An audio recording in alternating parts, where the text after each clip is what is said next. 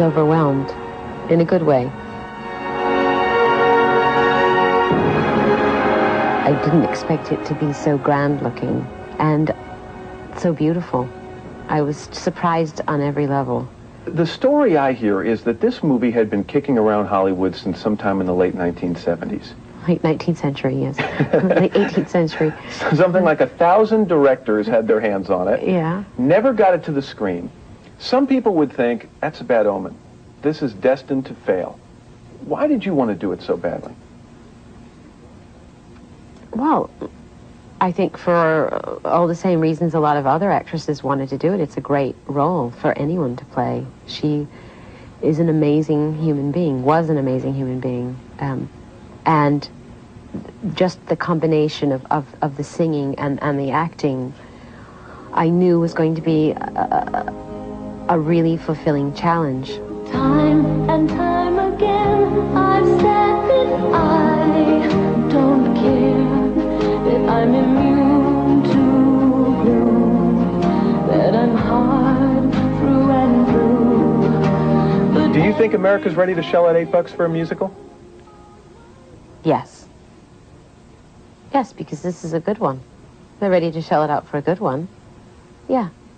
They'll shell out, I don't know how many dollars for a concert, so, and it's a great movie and it's great music, so you kind of like get like two for the price of one. Just sound like it's a real like bargain. A comment on the movie poster there. It's two for the price of one. That's it. I'm going to see it again. Let's get away from it. Have you seen the movie? Yeah, oh. Absolutely. Oh, okay. Did you think I'd come and do an interview with you without seeing your movie? Weird things have happened. Probably.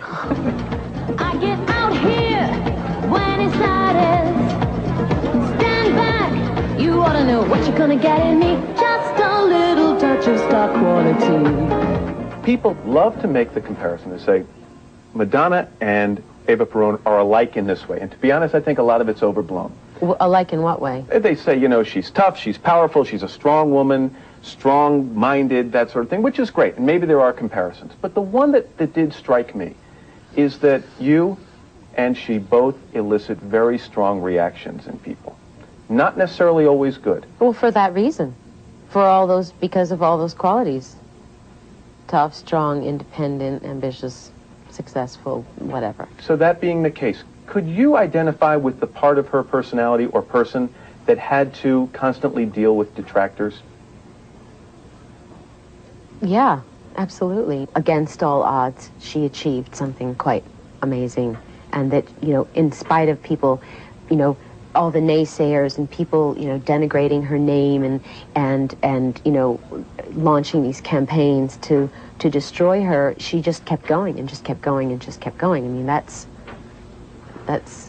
pretty, I mean, obviously I can relate to that to a certain extent. Now I am a worker, I've suffered the way that you do. I've been unemployed and I've starved and I've hated it too. But I found my salvation in Perón, made the nation. Let him save them as he saved me. We've known each other now 15 minutes at least. So yes, we're like this. We know each other. Terribly intimate. If I'm to believe, though, some of the things I read about you, you are a woman in control. So when you pitched yourself for this movie and the director, according to what I've heard... First of all, what does that mean, I'm a woman in control? That's a good thing. Okay, but explain that to the world who's watching this. That is a good thing, that Madonna is a woman in control. We like that but about Madonna. I'm not a woman in control. Of course you are. You're in control of your career. You're in control of your life. I'm not in control of my career.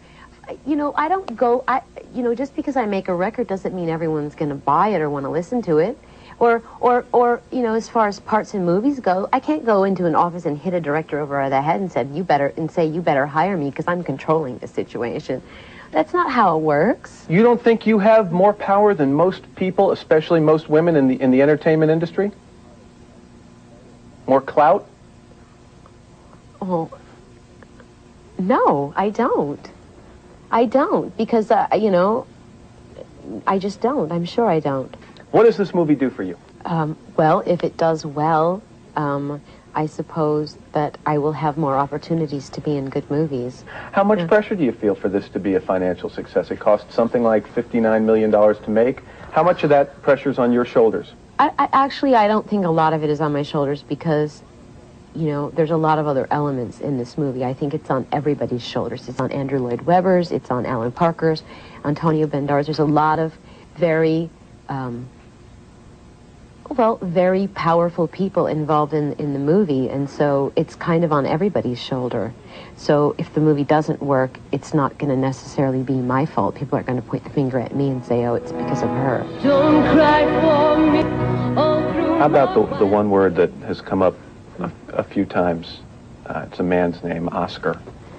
Oscar Wilde? Oscar Wilde. I thought we'd just get off on Oscar for a while. You said a while back that you'd like to be nominated, which is normal. Do you, after seeing the movie completed, do you feel more strongly about that?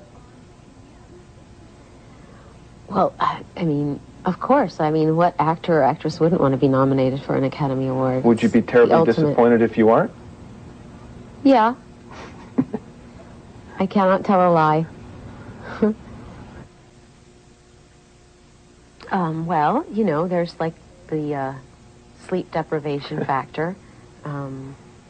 Honestly, it just, my day is a lot more frantic. I mean, well, forget about all that stuff. It's made me a much happier person. My daughter is truly the greatest thing I've ever done. You know what I mean? It's, everything else I've done pales in comparison. So, that said, I haven't got one free minute. So, and I'm late for everything and whatever. I mean, my life has really gotten pretty hectic. How much of a role do you want Carlos and do you expect him to have in raising Lourdes? I think he's going to have a very important role in her life. Is it important to you that it's equal? Absolutely. Yes. I read somewhere you won't let her watch TV? Nope. She's Not at only all. allowed to watch the Today Show, and that's it. No, I'm telling you, I'm sending her to a convent school in Ireland. And, you know, she's going to learn crocheting, and there's not going to be any television. None whatsoever. None whatsoever. So I grew up not watching television, and I just wanted to kill my father when I was growing up because he never let us watch TV. And it was the greatest thing that he could have done for me because I love to read. And I know how to entertain myself. Whereas I think children that grow up watching television all the time are like used to sort of like being taken care of all the time and having their lives sort of like just, you know, looking for entertainment. But is there no irony in the fact that so much of your career that has created this enormous popularity for you has been almost a constant presence on television, on MTV? Yeah, well, but that's not because of me. I mean, I started out as a singer and a songwriter and performing live on stage, you know, and the media, you know, has brought what I do to the masses through television, but I could still do what I do without television. So for the people watching, let's just clear something up right now. You're very wealthy. You can afford all the help you want. Are you a hands-on mom? Absolutely. You're the one who carries Lourdes on the plane. You wake up when she wakes up. Yes. You change the diapers. Yeah, well, not every one of them. I couldn't be here if I was changing all the diapers. But yeah, I try to be there as much as I can. Absolutely. So this isn't a case where they're going to be hot and cold running nannies and you're going to say, bring her to me when she's ready to enter college. Oh, please. What's the point of having a child? No, absolutely not. Do you think it's possible for her to grow up like the other kids, based on who you are? Like what other kids? Any other kids. Is she going to be riding the school bus when she's 6 years old? Is she going to go off to school? Or is she going to be in a limo heading off to private school? Is there no in-between? Sure, limo, give me private one. school, bus, public school? What would be in between? Well, I don't know. I'm going to work that out, believe me. You know, maybe she won't go to school in America. Maybe she'll go to school somewhere else. But is it important for you for her to have some kind of quote-unquote, in quotes, normal childhood? Absolutely. And you think that's possible? Yes, I do.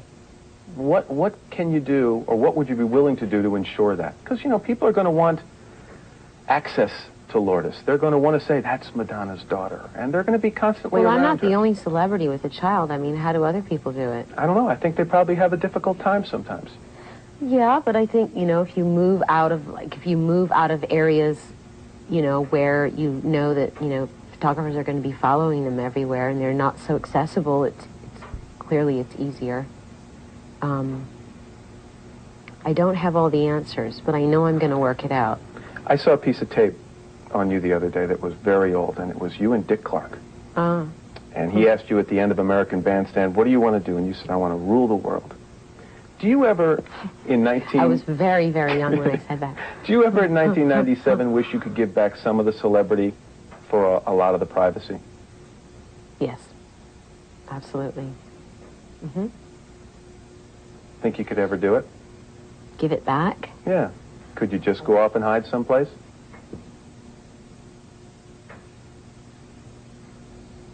I don't know. I mean, to a certain extent, yes, but I think the deed's been done already. The die is cast. Yes, exactly.